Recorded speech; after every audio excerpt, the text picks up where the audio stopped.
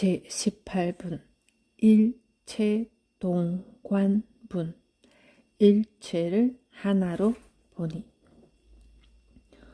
오아니 아니라 다만 중생의 마음을 보는 것으로 눈을 삼는 것이니라.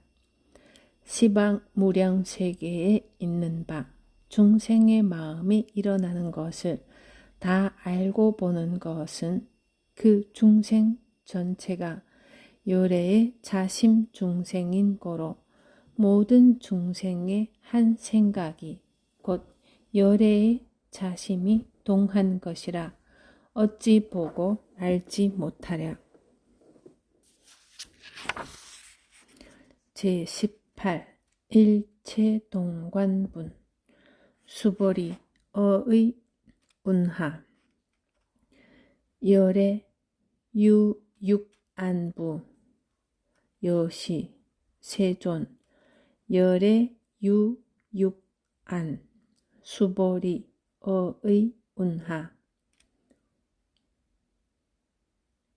열의 유천안부. 여시 세존. 열의 유천안. 수보리 어의 운하. 열의 유해안부. 여시 세존.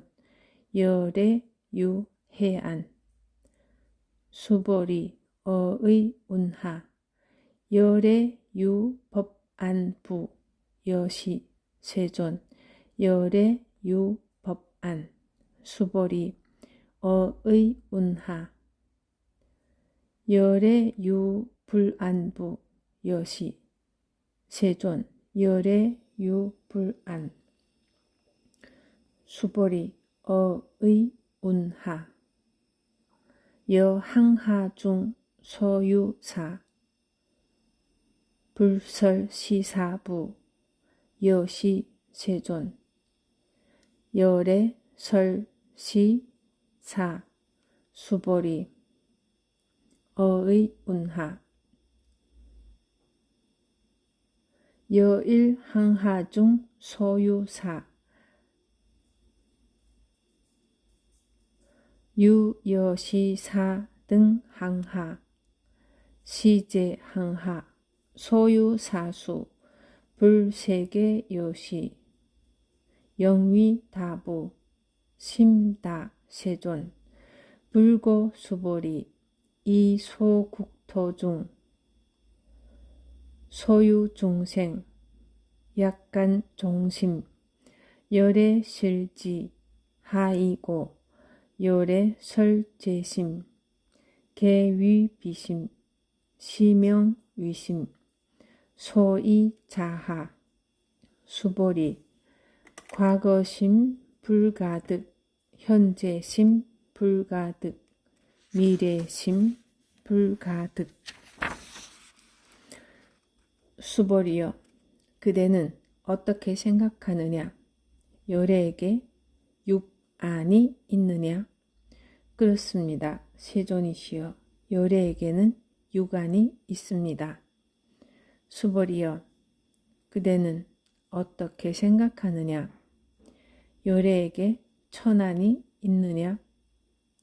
그렇습니다. 세존이시여, 요래에게는 천안이 있습니다. 수보리여, 그대는 어떻게 생각하느냐? 요래에게 해안이 있느냐? 그렇습니다. 세존이시여, 요래에게는 해안이 있습니다. 수보리여, 그대는 어떻게 생각하느냐? 요래에게 법안이 있느냐? 그렇습니다. 세존이시여, 요래에게는 법안이 있습니다. 수보리여, 그대는 어떻게 생각하느냐? 요래에게 불안이 있느냐? 그렇습니다. 세존이시여, 요래에게는 불안이 있습니다. 수보리여, 그대는 어떻게 생각하느냐? 항하에 있는 모래와 같이라고 부처가 모래에 대해 말하였느냐? 그렇습니다. 세존이시여 여래께서 이 모래를 말씀하셨습니다. 수벌이여 그대는 어떻게 생각하느냐? 항하에 모든 모래수만큼의 항하가 있고 그 모든 항하의 모래수만큼 불세계가 있다면 많다고 하겠느냐? 매우 많습니다. 세존이시여. 부처님께서 수보리에게 말씀하셨습니다. 저 국토 가운데 있는 중생의 갖가지 종류의 마음을 여래는 모두 아느니라. 왜냐하면 여래가 말한 모든 마음은 다 마음이 아니라 그 이름이 마음이기 때문이다.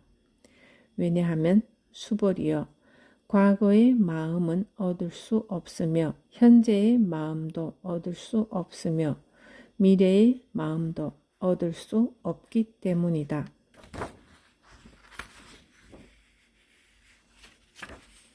모든 길이 다 부처의 길. 어떻게 하면 참으로 자유롭고 행복한 삶을 살 수 있겠느냐는 수보리의 물음에 부처님은 일체 중생을 제도하겠다는 마음을 내라고 했습니다. 그리고 그런 마음을 내서 무생명을 다 제도한다 해도 내가 중생을 제도한다는 생각을 내지 말라고 했습니다. 내가 중생을 제도한다는 생각은 아상, 인상, 중생상, 수자상에 사로잡혀 있는 것이니 그것은 보살의 마음이라 할 수 없습니다. 내가 깨달음을 얻었더라도 그 깨달음에 집착한다면 그것은 이미 깨달음이 아닙니다. 깨달음을 향해 정진하되 이것이 깨달음이다.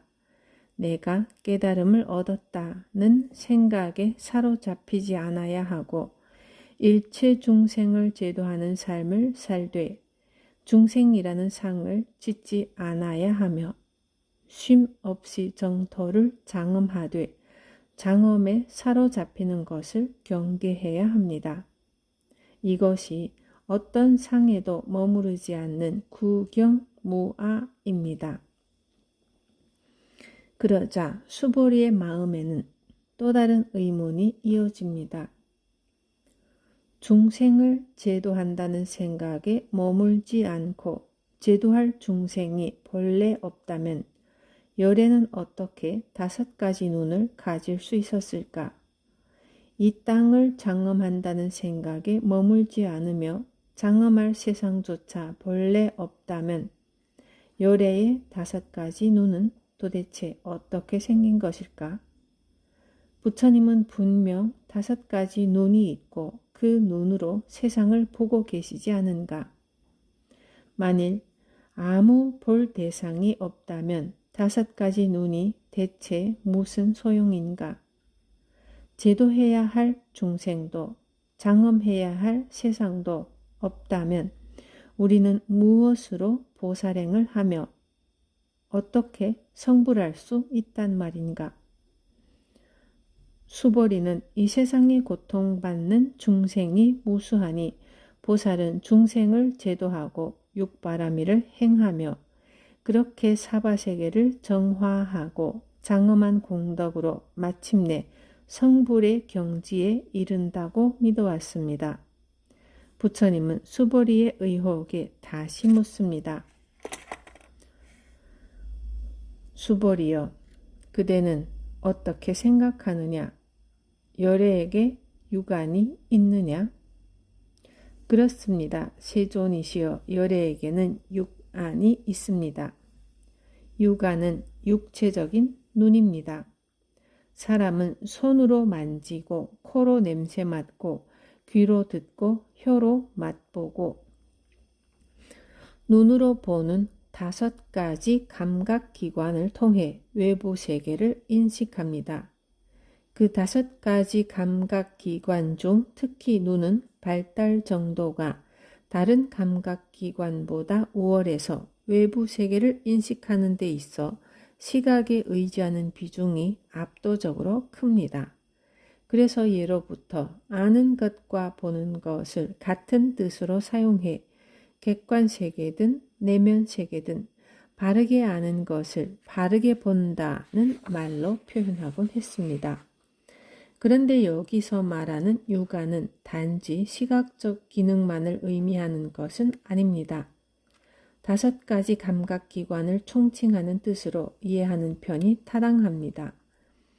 가장 발달된 감각기능인 시각으로 5가지 감각기관을 대표해 말했다고 이해하는 것이 좋겠습니다. 그렇다면 부처님의 육안은 어떠했을까요? 이 세상 모든 사람이 5가지 감각기관을 통해 대상을 느끼고 받아들입니다. 물론 사람마다 기능의 발달 정도는 차이가 있겠지만 기본적인 기능에서는 같습니다. 부처님이라고 해서 다를 바 없습니다. 부처님은 위대하고 특별한 분이니까 그런 감각쯤은 없어도 상관없을 거라지만 아니면 우리보다 훨씬 더 뛰어난 능력을 가지고 있었을 거라고 상상해 보기도 하지만 사실 부처님도 우리와 다를 바 없는 육안을 가지고 있었습니다.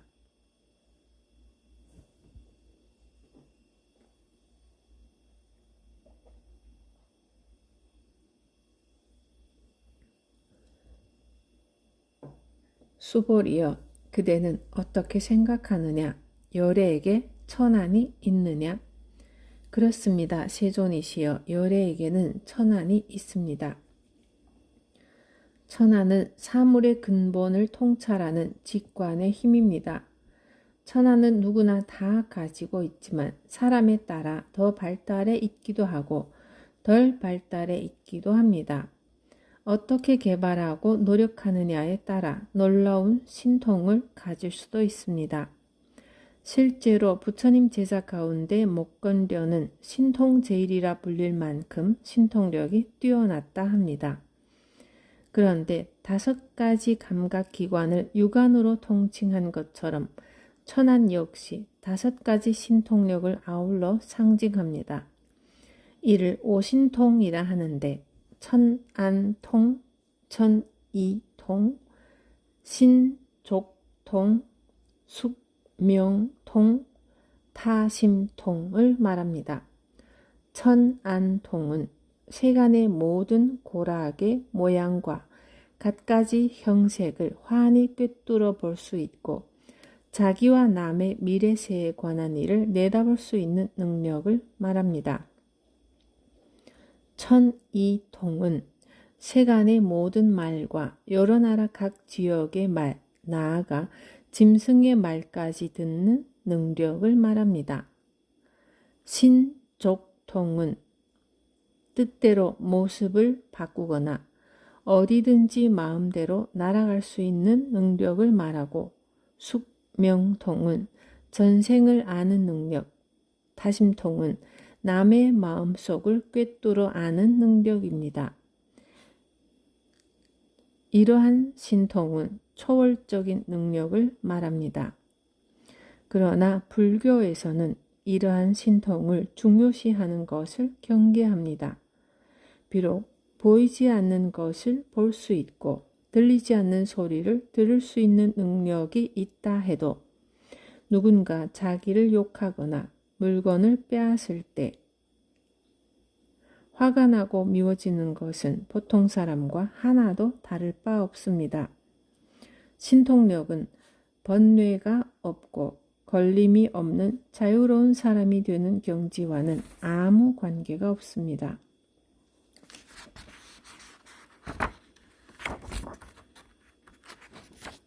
신통이 중생을 미혹해 하는 경우도 많습니다. 사람들이 용하다는 점쟁이나 무당에게 찾아가 신통을 구하고자 하는 것도 실은 돈 있고 권력 있는 사람에게 굽실거리는 것과 같은 마음입니다. 내가 갖지 못한 것을 그가 가지고 있다는 이유로 거기에 매달리고 의지하며 신격화해서 스스로를 노예로 만들어 버립니다. 심지어 신통력이 클수록 도가 깊은 것이라고 착각하는 사람도 적지 않습니다. 이는 돈이 많고 권력이 있어야 행복하다는 가치관, 겉으로 드러나는 현상적 능력으로 우열을 매기는 세속의 잣대를 깨달음의 길에까지 적용한 탓입니다. 재물과 명예와 지식과 권력은 바른 뜻으로 발휘되면 많은 사람을 이롭게 할 수 있습니다. 중요한 것은 능력 자체가 아니라 그것을 어떻게 쓸 것인가 하는 문제입니다. 신통력도 그렇습니다. 돈과 권력을 잘못 사용하면 수많은 사람을 괴롭히고 세상을 어지럽히듯 신통의 힘도 잘못 쓰면 수많은 사람을 혹세무민하며 세상을 혼란스럽게 할 뿐입니다. 수보리여, 그대는 어떻게 생각하느냐? 요래에게 해안이 있느냐? 그렇습니다. 세존이시여, 요래에게는 해안이 있습니다. 해안은 지혜의 눈입니다. 천하는 육안의 연장선상에 있다고 말할 수 있지만 해안은 그와는 전혀 다른 차원입니다. 세상의 참모습을 바르게 볼 줄 아는 눈, 제법이 공한 이치를 보는 지혜의 눈이 해안입니다. 이 골짜기에 사는 사람은 이 산이 동산인 줄 알고 저 골짜기에 사는 사람은 이 산이 서산인 줄 압니다. 이 골짜기에서 보기에는 산 위로 해가 떠오르고 저 골짜기에서 보기에는 산 위로 해가 지기 때문입니다. 지혜의 눈은 그런 모든 상에서 벗어나 이 산이 동산도 아니고 서산도 아닌 줄을 아는 것입니다. 제 아무리 천안을 가졌어도 그것만으로 괴로움과 번뇌에서 벗어날 수는 없습니다. 괴로움과 번뇌는 내 욕구대로 세상이 움직이기를 바라는 어리석음에서 비롯되고 내 생각에 갇혀 분별을 일삼는 데서 일어납니다. 옳으니 그르니 잘했느니 잘못했느니 하는 시비 분별을 떠나서 있는 그대로의 세상을 보는 안목이 지혜의 눈입니다. 해안이 열려 세상의 참모습을 보아야 마음의 갈등이 사라지고 가족과의 갈등이 사라지고 이웃과의 갈등이 사라지고 모든 괴로움이 사라집니다. 육안이 없어도 천안을 가질 수 있고 육안이 있지만 천안이 없을 수도 있고 육안과 천안을 다 가질 수도 있습니다. 해안도 그렇습니다. 수행정진에서 지혜를 증득하면 해안이 열립니다. 그러나 해안이 열린다고 천안까지 더불어 얻어지지는 않습니다.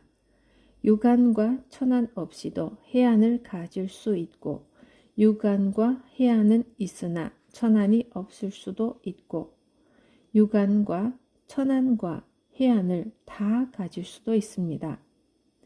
부처님 당시 사람들은 해안과 천안을 구분하지 못해 천안을 해안이라 믿었습니다. 그래서 신통력이 있는 사람을 숭배하며 복을 구했습니다. 중생은 욕구를 중심으로 세상을 보기 때문에 신통력과 진리의 힘을 혼동하고 오해했던 것입니다. 부처님은 바로 그 점을 염려해 수행자들에게 신통력을 쓰지 못하도록 일렀습니다. 목건녀는 신통력이 뛰어났지만 신통을 쓰지 말라는 스승의 말씀을 철저히 지켜 이교도로부터 죽음을 당하는 마지막 순간까지도 신통력을 사용하지 않았습니다.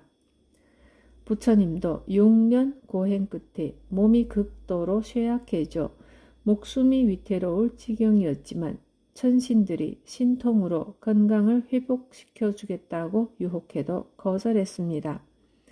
보통 사람처럼 조금씩 음식을 들면서 오랜 시간이 지나서야 건강을 회복할 수 있었고 그 후에도 부처님은 신통력을 거의 사용하지 않았습니다. 법을 믿는 사람이라면 불교가 궁극적으로 추구하는 것이 무엇인지를 알아야 합니다. 하늘을 날 수 있는 능력을 구하는 것도 아니고 남의 마음을 꿰뚫어 보는 힘을 얻는 것도 아닙니다. 손으로 만지기만 하면 온갖 병을 다 낫게 하는 능력이 생겼다 해도 그것이 도를 증득했다는 증거가 되지는 못합니다. 제 아무리 신통을 갖고 있어도 원수 갚을 생각에 집착하고 재물 욕심에 매달리고 내 생각이 옳다는 고집에 매여 있다면 자기 마음속에 깃든 번뇌의 그림자 한 조각 지우지 못하고 신통력이 신비로 능력이기는 해도 일체 괴로움에서 벗어나는 해탈의 길을 열어줄 수는 없습니다.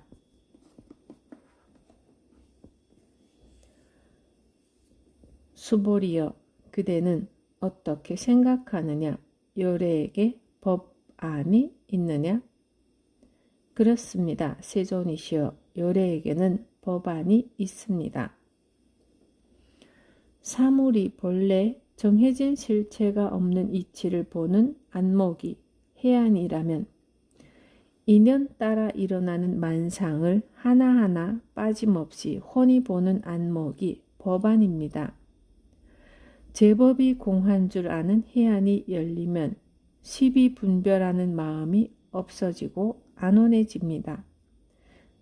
그러나 그것만으로는 중생의 번뇌를 사라지게 하고 제도할 힘이 부족합니다.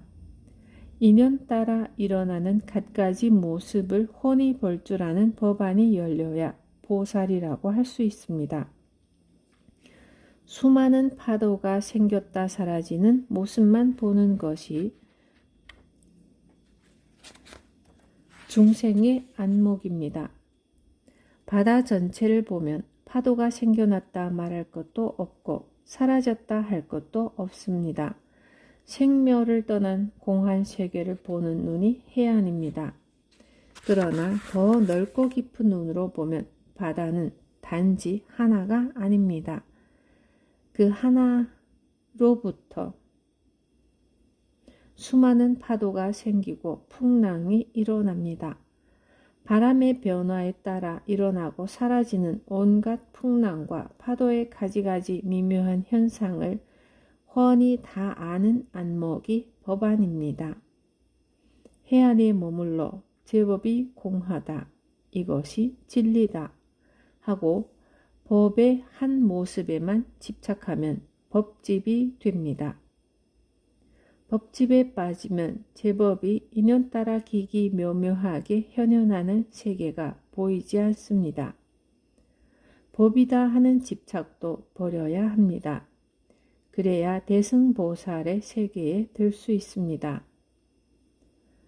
해안이 있으면 자기 혼자는 쪽배를 타고 노를 저어 강을 건널 수 있지만 무중생을 실어 나를 수는 없습니다. 법안이 열린 사람은 노를 저을 줄 모르는 사람들을 함께 큰 배에 태워 강을 건넙니다. 법안이 열려야 보살행을 이루어 중생을 제도할 수 있습니다. 수보리여, 그대는 어떻게 생각하느냐? 요래에게 불안이 있느냐? 그렇습니다. 세존이시여, 요래에게는 불안이 있습니다. 불안이란 일체가 여여함을 깨친 안목입니다. 여기에 이르러야 비로소 붓다의 지견에 들었다고 할 수 있습니다. 불안이 열린 붓다는 주객을 완전히 떠난 경지이므로 보이고 보이지 않는 것, 깨닫고 깨닫지 못한 것, 법과 법 아닌 것 등등 모든 구별과 대립이 없습니다. 주객이 완전히 끊어져 오고감이 없고 주고받음이 없으니 그야말로 일체가 다 같음을 보는 경지입니다. 그런데 부처님은 왜 수보리에게 부처님이 유관, 천안, 해안, 법안, 불안을 갖추었느냐고 묻는 걸까요? 본다는 말에는 보는 주체와 보이는 대상이 전제되어 있습니다. 주객이 구별되어 존재하는 상태인 것입니다. 그러나 불안의 경지, 주와 계획이 사라진 경지, 보는 자와 보이는 대상이 구별되지 않는 경지에서는 본다는 말이 더 이상 성립하지 않습니다. 손으로 음식을 집어 입에 넣는 것을 보고 손이 입에게 보시한다고 말하지 않는 것과 같습니다. 손과 입이 한 몸이듯 보는 주체와 보이는 대상도 둘이 아니기 때문입니다. 다만 본다는 이름만 존재할 뿐이며 부처님의 5가지 눈은 다만 눈이라 이름할 따름입니다. 부처님은 유관, 천안, 회안, 법안, 불안을 모두 하나로 보았습니다. 그래서 그 마음 깨달으면 부처요, 그 마음이 자비하면 보살이요, 그 마음이 청정하면 성문연각이요, 그 마음이 선량하면 천인이요, 그 마음이 정직하면 인간이요, 그 마음이 성내고 짜증내면 아수라요, 그 마음이 어리석으면 축생이요, 그 마음이 탐욕에 휩싸이면 악이요, 그 마음이 번뇌망상에 찌들어 있으면 지옥이라 했습니다. 중생도 부처도 다 이 마음 한가운데 있습니다. 중생이 아프니 보살이 아프다. 수보리여, 그대는 어떻게 생각하느냐? 항하에 있는 모래와 같이 라고 부처가 모래에 대해 말하였느냐? 그렇습니다. 세존이시여, 여래께서는 이 모래를 말씀하셨습니다. 수보리여, 그대는 어떻게 생각하느냐? 항하의 모든 모래수만큼의 항하가 있고 이 모든 항하의 모래수만큼 불세계가 있다면 많다고 하겠느냐? 매우 많습니다. 세존이시여. 부처님께서 수보리에게 말씀하셨습니다. 저 국토 가운데 있는 중생의 갖가지 종류의 마음을 열애는 모두 아느니라. 왜냐하면 열애가 말한 모든 마음은 다 마음이 아니라 그 이름이 마음이기 때문이다. 왜냐하면 수보리여, 과거의 마음은 얻을 수 없으며 현재의 마음도 얻을 수 없으며 미래의 마음도 얻을 수 없기 때문이다. 먹을 것이 없어 굶주리고 있을 때 누군가 나타나 배불리 먹여주면 그 고마운 마음은 이루 말할 수가 없을 겁니다. 그런데 그 음식을 먹고 식중독에 걸려 고생하면 방금 전에 고마운 마음은 온데간데 없이 사라지고 원망스러운 마음이 들 것입니다. 그런데 또 그 사람이 구해준 약을 먹고 죽을 듯이 아프던 배가 씻은 듯이 나았다면 다시 또 고마운 마음이 들 것입니다. 고마워했다가 미워했다가 다시 고마워했다가 이렇게 왔다 갔다 하는 그 마음이라는 게 도대체 무엇일까요? 아이들은 날마다 학교에 가야 하고 지겨운 공부에 숙제에 죽을 지경인데 어른들은 제 마음대로 사는 것처럼 보이니 빨리 어른이 되고 싶어 합니다. 그런데 막상 어른이 되면 오히려 어릴 때가 좋았다고 그리워합니다. 그러나 그때는 참 좋았지 하는 것은 지금의 내 생각일 뿐입니다. 과거의 기쁨과 슬픔, 과거의 즐거움과 상처는 현재의 내가 짓는 생각에 불과합니다. 현재의 내가 괴로운 이유는 과거의 괴로움을 돌이켜 기억하고 있기 때문입니다. 과거는 내 생각 속에 있을 뿐이며 지금 이 순간 실제로 존재하지 않습니다. 내가 과거의 생각을 일으키지 않는 한 과거는 나를 손톱만큼도 괴롭힐 수 없습니다. 내가 그때의 괴로움을 돌이켜 기억해내서 다시금 괴로운 마음이 드는 것입니다. 미래는 아직 오지 않았습니다. 실현되지 않은 시간입니다. 그런데도 사람들은 아직 아무 일도 일어나지 않은 어떤 일이 일어날지 알 수도 없는 미래를 가지고 근심 걱정을 하기도 하고 기대하기도 하고 두려워하기도 합니다. 시험에서 떨어지면 어쩌나, 병일 들면 어쩌지, 자식들 다 키우고 나면 노후를 어떻게 하나, 잠시도 이런저런 걱정이 떠날 날이 없습니다. 이미 지나가 버린 과거를 붙들고 괴로워하는 것도 모자라 아직 닥치지도 않은 미래의 일을 염려해 안절부절 못합니다.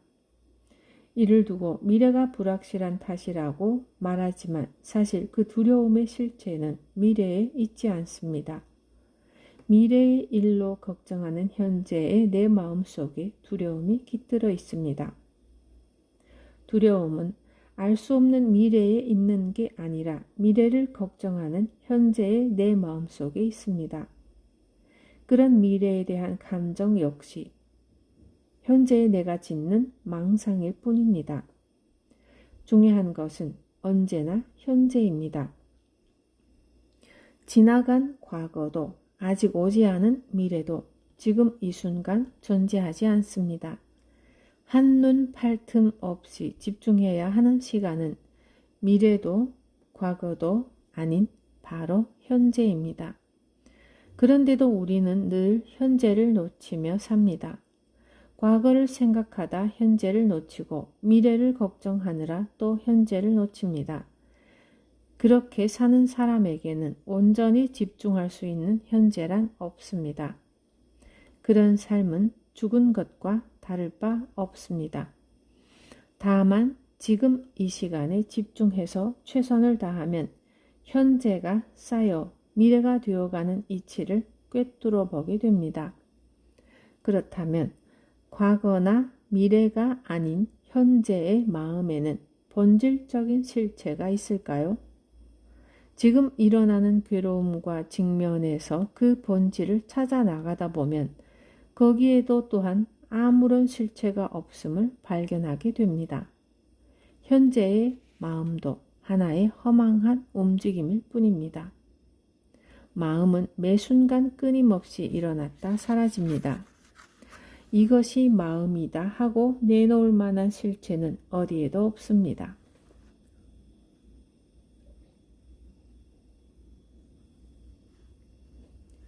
우리가 마음이라고 부르는 그것은 사실 내 속에서 순간순간 일어나는 분별을 일컫는 다른 이름입니다.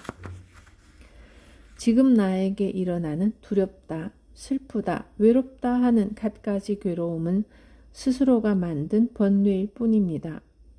일체 유심조, 이 모든 게 다 내 마음이 지어내는 일입니다. 중생이라는 것도 그렇고 부처라는 것도 그렇습니다. 중생과 요래의 구별이 없음을 분명히 안다면 모든 중생이 곧 내 마음이고 내 마음이 곧 일체 중생입니다. 그러므로 부처는 중생을 구한다는 생각 자체가 일어나지 않습니다. 유마거사는 이를 일체 중생이 병이 들었으므로 나도 병이 들었다. 만일 일체 중생의 병이 없어진다면 내 병도 없어질 것이다. 라고 했습니다. 중생이 나를 떠나 있는 것도 아니고 내가 중생을 떠나 있는 것도 아닌 중생과 내가 한 몸임을 말하고 있습니다. 그 마음을 가져오느라 달마대사가 소림사에 머물 때였습니다. 어느 날 신광이 찾아와 법을 청했습니다. 달마대사가 신광에게 물었습니다. 어찌 나를 찾아왔는가? 도를 얻으러 왔습니다. 그런 얕은 마음을 가지고 어찌 도를 얻을 수 있겠느냐? 이에 신광은 칼로 자기의 한쪽 팔을 서슴없이 탁 잘라 던져 버렸습니다. 도를 얻으려는 진심은 팔 한쪽 버리는 것쯤은 추워도 아깝지 않다는 결의에 차 있다는 뜻이었습니다. 달마대사는 신광을 제자로 받아들였고 대사의 질문은 계속되었습니다. 무엇을 알고자 하는가? 마음이 심이 편치 않습니다. 편치 않다는 그 마음을 가져오너라. 그러면 내가 편안하게 해주겠다. 신광은 그동안 불안한 마음을 벗어나겠다, 마음을 편안히 하겠다 하고 수행해 왔습니다. 그런데 막상 불안한 마음을 내놓아 보라는 말에 말문이 막혀버렸습니다. 불안한 마음이라는 걸 도무지 찾을 수가 없었기 때문입니다. 찾아보니 없습니다. 그렇다면 이미 내 마음을 편하게 했노라. 신광은 스승의 한마디에 불현듯 이치를 깨달았고, 이렇게 깨달음을 얻은 신광이 바로 중국 선종 제2대 조사가 된 해가 대사입니다. 달마 대사가 제자에게 깨우쳐준 이치가 바로 이 과거심 불가득, 현재심 불가득, 미래심 불가득입니다. 또 이러한 이치는 뒷날 해가 대사가 제자인 승찬 대사와 나누었던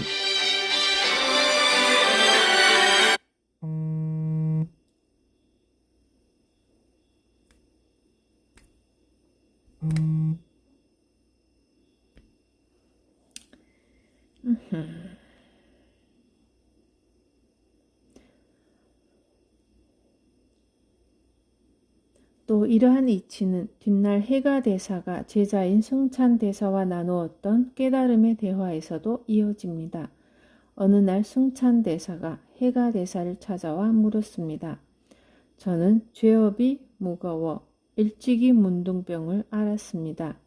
부디 대사께서는 참회의 법을 일러주십시오. 너의 죄업을 가지고 오너라. 그러면 참회시켜주겠다. 죄를 찾아도 찾을 수가 없습니다. 나는 이미 그대의 죄를 참회시켜 마쳤다. 이제 마땅히 불법승을 의지해 살라. 저는 지금 대사를 뵙고 승은 알았습니다만 무엇을 불과 법이라 하는지 모르겠습니다. 마음이 불이며 마음이 법이니라. 불과 법은 둘이 아니며 승보 역시 그러하니라. 그러자 승찬 대사가 크게 깨우쳐 말했습니다. 오늘에야 비로소 죄의 본성이 안과 밖과 중간에도 있지 않고 마음이 그러하듯이 불과 법이 둘이 아님을 알았습니다. 어느 마음에 점을 찍으려 하시오. 중국 당나라의 덕산 선사는 금강경에 대해서는 자신만큼 잘 아는 이가 없다고 자부했습니다. 그래서 늘 사람들에게 금강경을 강의했고 사람들은 그를 속성인 주를 따서 주금강이라고 불렀습니다.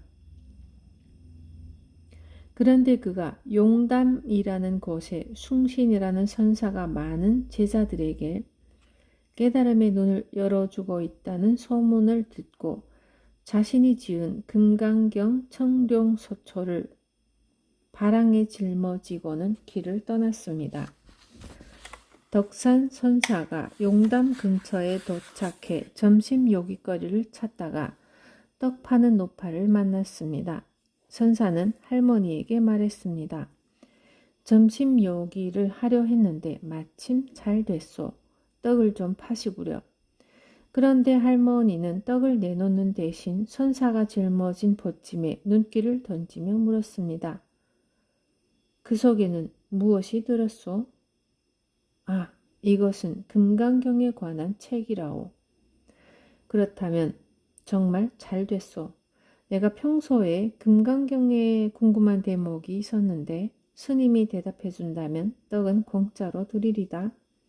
하지만 대답을 못하면 돈을 준다 해도 떡을 팔지 않겠소. 덕산 선사는 금강경에 대한 질문이라면 무엇이든 자신 있었으므로 호탕하게 그러자고 했습니다. 할머니가 물었습니다.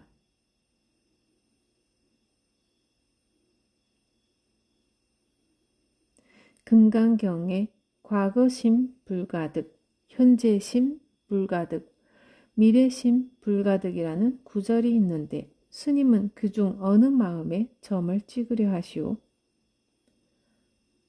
선사의 점심이라는 말에 할머니는 마음에 점을 찍는다는 뜻으로 선문답을 던진 겁니다.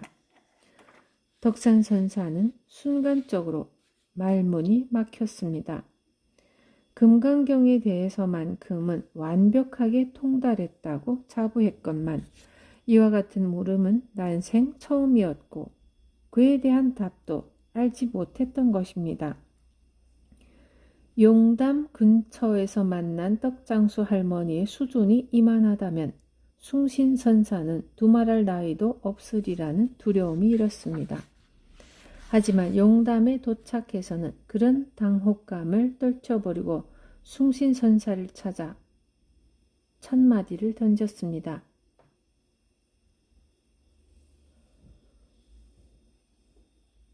용담에 와보니 용도 없고 담도 없구나. 그러고는 금강경에 대한 온갖 지식을 펼쳐놓기 시작했습니다. 숭신선사는 밤이 깊도록 잠자코 그의 말을 듣기만 했습니다. 덕산선사는 숭신선사가 소문과는 달리 별 볼 일 없는 사람이라 생각하고는 잠자리에 들기 위해 촛불을 들고 방문을 나섰습니다.